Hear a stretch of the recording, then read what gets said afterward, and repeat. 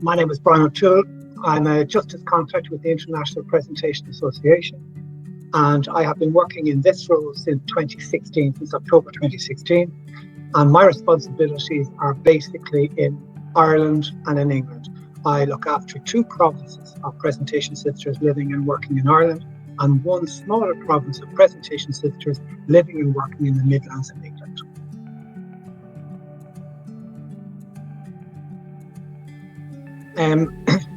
Prior to working with the Presentation Sisters in Ireland and England, and prior to my knowledge of the International Presentation Association, I was a primary school teacher working and living in the northeast inner city of Dublin.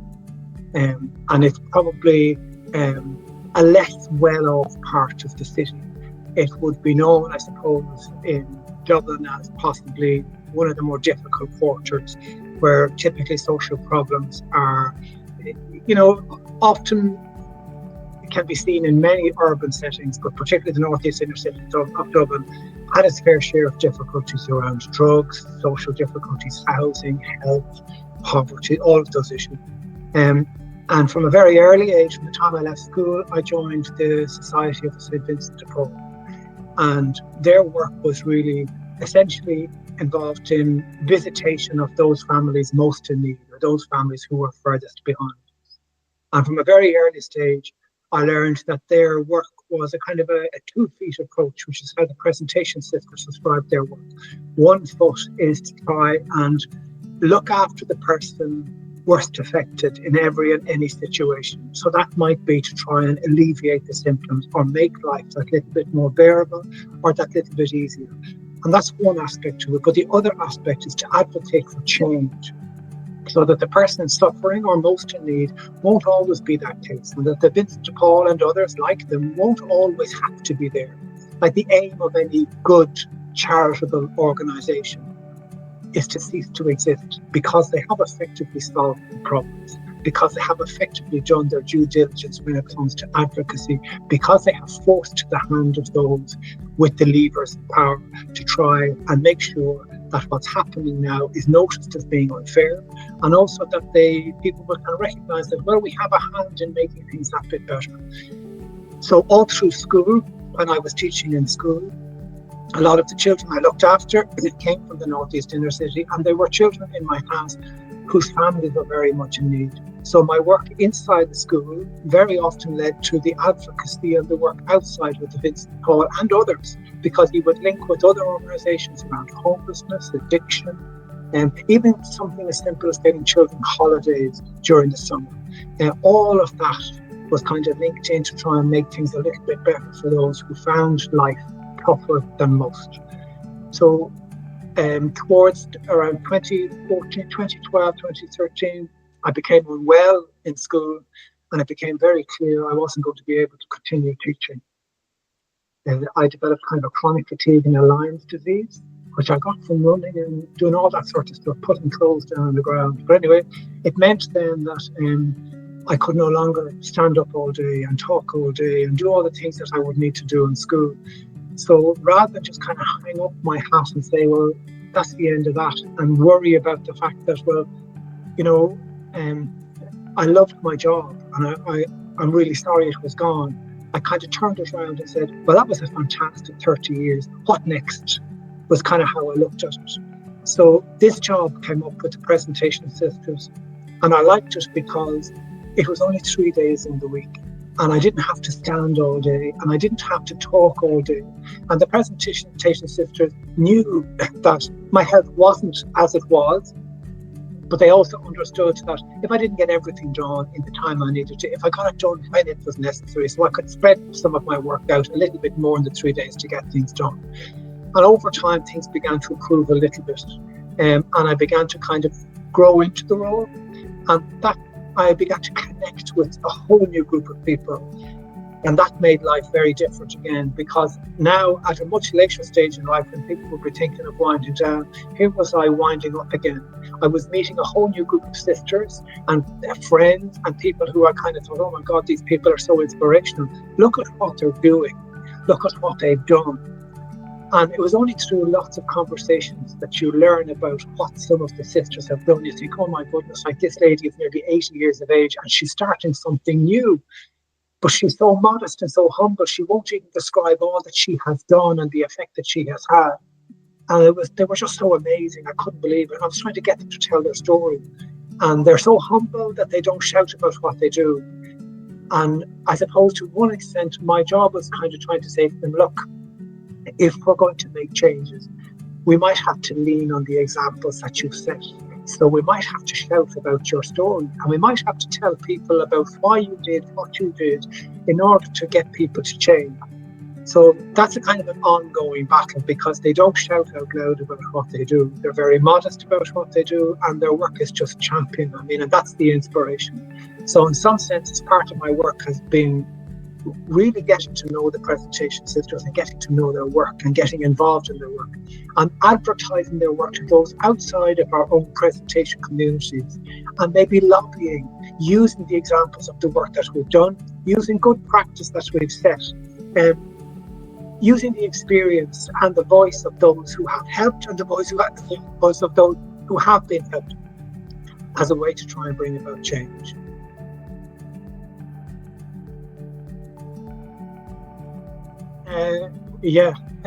There are lots of things we're working on. The one thing I was told when I started this job in 2016, it was a joint effort between 2 presentation provinces in Ireland and 1 in England. And it was the first time all 3 provinces had come together around the area of justice, social justice.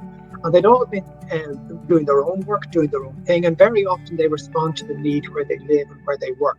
So, for example, the work that's happening in England is different from the work that's happening in Ireland, because the needs are different and the responses, therefore, are the nuns measure up to the response that's needed and live up to what's required where they live and where they work. So, in lots of ways, because I was told to collaborate, I was told to get involved in projects that the sisters would be interested in, to represent them in different spaces where perhaps they don't have the time, or because our congregations are aging, they may not have the ability in some circumstances, or maybe because of where they live, they may not be able to attend. So, for example, the sisters are huge advocates of the Sustainable Development Goals. So they encouraged me to join a group called Coalition 2030, which is a group of about 65 organisations that includes the unions, academia, the environmental groups, the students, the youth, and of course the faith-based response. And there's only one faith-based group left, and that's us. But we have been doing, the presentation sisters have been doing the Sustainable Development Goals since 1970, before they were ever heard of. So when we were turning up at these meetings, we were saying, these are not new. Like, we know what we're talking about. This has been going on. The care for the earth has been a thing that's been going on with nuns since the 1960s, and you're only kind of getting it together now. So they were very grateful for our work, and they were very grateful for our input. And then from time to time, they would ask us, your work has meant that your sisters have been involved in different parts around the world doing this, that. They would ask us for a submission, and they would ask us to write of our experience. And in that sense, it lends weight. Our experience lends weight to their collective advocacy efforts. So that's one aspect of the work that I will be proud of. And like, it's just one organisation where I represent the sisters. I'm involved in about 7 or 8, and I could be involved in a lot more, but I have to pick and choose where best we can make that work. And in some instances, I have partners with others and we tag. So I can say to somebody, I'll tell you what, I will sit on this committee if you sit on that committee, and I will represent our efforts if you represent our efforts on a different. So in that sense, I can spread myself a little bit thinner, but I can be sure that the faith-based message is included. A particularly proud moment, I suppose, if I was asked, was in 2021, 2022, when COVID was really kind of hitting. I had done a course with Edmund Rice International, and one of the things I was suggesting was that maybe we would produce a universal periodical review on Ireland or on the country coming up. So I checked and thought, we're up next, the end of 2023, so we kind of had a year. So I chased up 2 or 3 others to see would they be keen on doing it. And the subjects that we took for this were domestic and gender-based violence, human trafficking, and asylum seekers, migrants and refugees. And they were 3 items or 3 particular topics that were very close to the International Presentation Association. So on that basis, we decided we would take the lead on this universal periodic review. And having found another number of partners, we began a year-long process of writing our universal periodic review. And when it was finished and we submitted it, we got a lot of praise from a lot of quarters, even the Irish government, who kind of thought, oh my God, this is a serious piece of work. They have raised a lot of questions here. We were invited to the UN in Geneva to speak on this particular issue, on all of the issues that were there. And we did all of that. So we kind of realized, actually, this is something that's worth doing, because we kind of realized now that this kind of advocacy was different. This is not like signing a petition where you can hand in the petition, they can close the door, and they don't have to answer you at all. But when it comes to responding to a UN mechanism, the Irish government or any government, they have no choice but to respond. You have now pushed a certain lever. They are now mandated to respond by the virtue of the action that you've taken. And if your action is respectful, if it is informed, if it is up to date, if it is organised, and you know it's correct, then they can't ignore it. And you can challenge them on it. And you can kind of become an expert because you spent a whole year living with this and revising it. And it's quite a technical paper. So in that sense, we found it quite difficult. But anyway, we got it done and we sent it in. And what followed on from it was very, very positive in terms of how we were able to work. But it then spurred us on to do more. 2 years later, Ireland examined the Convention on the Rights of the Child. So we did it all again. This time we actually went to Geneva. And we went to those who were sitting in the chamber asking the Irish government questions. And we went around and said, no, you're asking the wrong question.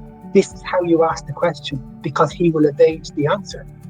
And the man would say, oh, you answered the question incorrectly. I have to take this time. I want you now to answer the question this way. So in one sense, we were not just challenging what we were written from. We then followed it up by attending and insisting that those peer reviewing Ireland on their children's rights responsibilities and obligations as they had signed up to, that they couldn't wiggle out of it. And then we were brought up to the UN mission, and we were thanked personally by the minister who attended, who was actually stupid. But those kind of moments are moments where you kind of realise, actually, we're making a difference. And to put the presentation best foot forward in places like that is good. So the people will see, oh, like this presentation, they're not just tagging along. They're involved, they're leading from the front in some instances. And like, we could do lots more, but why don't we speak to our own expertise, speak to our own experience. So in one sense, we are guided by the commitments of the IPA. That's our lead. And we will only speak to that. There are others who will do environment and they do it very well. So we kind of think, you know what, rather than let's do our bit and do it well and kind of do that bit. So those kinds of things are make me very proud, or if we had a webinar, for example, and you might find there's 30 or 40, like this happened last year, the 30 or 40 turning up every year to a webinar. And then I was asked if I would join this group, and I just said, actually 30 or 40 is not enough. We need more. And, you need to build a program of this. And so anyway, we kind of worked on it, and we worked on it for about 3 months, and we ended up with 340 attending. And we were getting those numbers then for the following 3 webinars. So now we've built a huge base in England. So that's our contribution to England. So now the people in England are saying, oh, invite the presentation, invite that fellow Brian too, because he always brings crowd. So sometimes when I would turn up, I'd say, you don't really want to hear me at all. You're just hoping I've advertised it to as many as possible, and we'll have 200 or 100, or you'll have so many views afterwards, or whatever way. And that's fine. I don't really care. So long as people realise, the presentation sisters, when they turn up to do something or get involved, that it's professional, that they will follow through, that they will put their best foot forward, that they will contribute positively, and they won't kind of hang back and leave others do all the work. And that's important, because we have a reputation. We've built up quite a reputation over the last 10 or 11 years, to the point where people are encouraging us to attend. And we have done things like we have built websites for different groups. We've built a website for Global Citizenship School, and we have just changed some of that. And our new website goes live this afternoon. I've built a website for Act to Prevent Trafficking in Ireland. I've literally just written their handbook for them yesterday. I finished it yesterday, and they're reviewing it now. So because we're involved, we don't just kind of turn up at meetings and walk away. We actually get down and do the work, and we force their hand. And sometimes people would say, oh, it's too big. And say, hang on a second. If the work is done, you're going to read it at least and make comment on it. And then we get this done and we move on to the next project. So in some sense, people like, oh, the presentation come, they would force us to be better. And I think that's what we should be. We should always be better. There's always room for us to be that bit better.